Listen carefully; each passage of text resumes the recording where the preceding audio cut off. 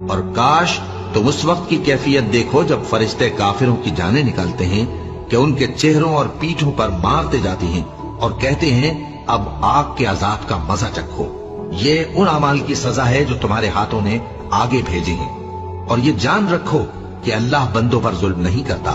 جیسا حال فرعونیوں اور ان سے پہلے لوگوں کا ہوا تھا ویسا ہی ان کا ہوا کہ انہوں نے اللہ کی آیتوں سے کفر کیا تو اللہ نے ان کے گناہوں کی سزا میں ان کو پکڑ لیا۔ بے شک اللہ زبردست ہے، سخت عذاب دینے والا ہے۔ یہ اس لیے کہ جو نعمت اللہ کسی قوم کو دیا کرتا ہے جب تک وہ خود اپنے دلوں کی حالت نہ بدل ڈالیں اللہ اسے نہیں بدلا کرتا، اور اس لیے کہ اللہ سنتا جانتا ہے۔